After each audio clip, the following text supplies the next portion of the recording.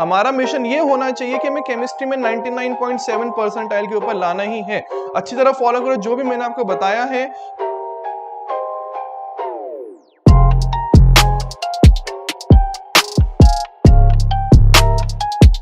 Hello everyone, this is Sachin here. इस video में हम एक smart way of working discuss करने वाले हैं for the upcoming chemistry for JEE main 2021। Before starting with this video let me tell you that in videos के बनाने के लिए कितना हार्ड वर्क लगता है। हर वीडियो के लिए नहीं, बट कुछ वीडियोस ऐसी होती है जहाँ पे पढ़ाना हो या ये चीजें बतानी हो ताकि फैक्चुअल चीज है कभी गलत नहीं होनी चाहिए। कितना हार्ड वर्क लगता है। जैसे हर मेंस होए जा रहा था, लाइक 24 फरवरी का 1 मेन हुआ, मैं हर क्वेश्चन को वहां पे लिख रहा था कि उसका कितना वेटेज रहा है उस पर्टिकुलर चैप्टर का।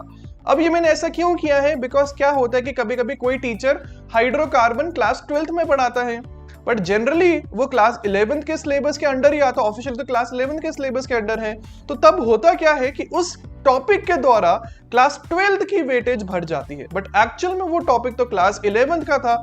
इसलिए एक यूनिफॉर्मिटी रखने के लिए, ताकि एक स्टैंडर्डाइज हो जाए सभी बच्चों के लिए, मैंने ये इंडिविजुअली हर चैप्टर का एक डिस्कशन करूंगा, मतलब कौन सा टॉपिक इंपॉर्टेंट है उस पर्टिकुलर पार्ट से। ठीक है, अब स्टार्ट करते हैं इस डिस्कशन को।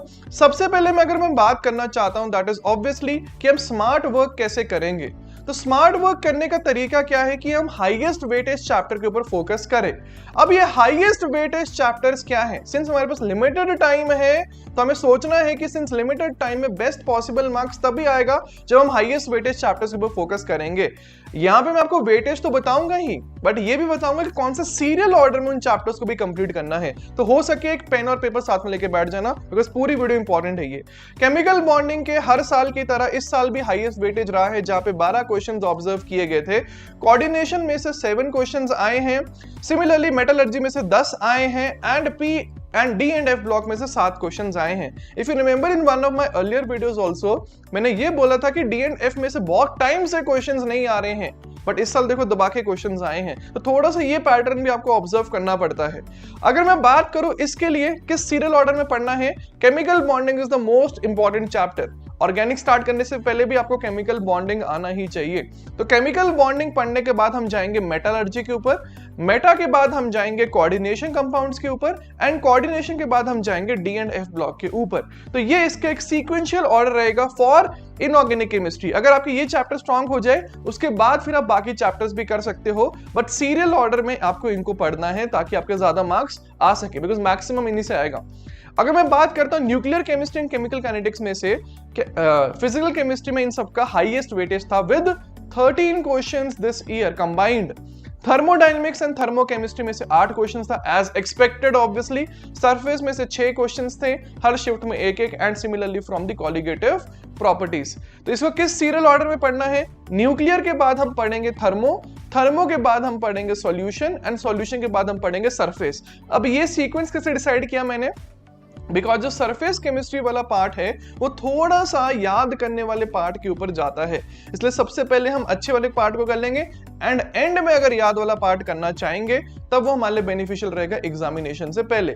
उसके बाद अगर मैं आता हूं ऑर्गेनिक केमिस्ट्री के ऊपर। अब ऑर्गेनिक केमिस्ट्री में होता क्या है कि अगर आपको सब्जेक्ट स्ट्रॉन्ग करना है, इसलिए मैक्सिमम लोगों का स्ट्रॉन्ग नहीं है ये सब्जेक्ट, आपको सब्जेक्ट स्ट्रॉन्ग करना है तो आपको पहले से सब कुछ आना चाहिए। मतलब फॉर एग्जांपल जीओसी, फिर आइसोमेरिज्म, फिर हाइड्रोकार्बन। आप कोई भी एक इमीडिएट मतलब बीच वाला टॉपिक लेके स्टार्ट नहीं कर सकते हो कि आपको लग जाएगा कि टॉपिक स्ट्रॉन्ग हो जाएगा, बट इसमें भी कुछ ऐसे टॉपिक्स ऐसे एग्जिस्ट करते हैं जो एफ ऑफ पास्ट नहीं होते हैं, मतलब उसका कोई प्री रिक्वायर्ड नहीं है, that is biomolecules and polymers. In chapter से इस साल 12 क्वेश्चंस आए हैं मिला के, और जो एफ ऑफ पास्ट है इसका मतलब आपको पहले चैप्टर्स आने चाहिए इन सभी के लिए, वो है aromatic plus carbonyl plus amines and एक और सिंपल एलिफैटिक हाइड्रोकार्बन्स। तो एरोमेटिक वाले पार्ट से हमारे पास आए हैं 8 क्वेश्चंस, कार्बोनाइल अमीन से आए हैं 7 क्वेश्चंस, हाइड्रोकार्बन में से आए हैं 7 क्वेश्चंस। तो अगर आपको ऑर्गेनिक पहले से नहीं आता है या आप बिल्कुल आपने अच्छी तरह पढ़ाई नहीं की इसके बारे में, तो आप बस इसको कर लीजिए सबसे पहले। उसके बाद अगर आपको आता है पहले से जीओसी, आइसोमेरिज्म, ये जो बिल्डिंग ब्लॉक्स होते हैं ऑर्गेनिक के, तब आपको स्टार्ट करना है हाइड्रोकार्बन से, फिर आपको जाना है एरोमेटिक पे, फिर जाना है कार्बोनाइल प्लस अमीन्स पे। ठीक है। तो एवरीवन प्लीज मेक श्योर कि आप इसको अच्छी तरह फॉलो करो, बिकॉज हमारा मिशन क्या है, हमारा मिशन ये होना चाहिए कि हमें केमिस्ट्री में 99.7 परसेंटाइल के ऊपर लाना ही है।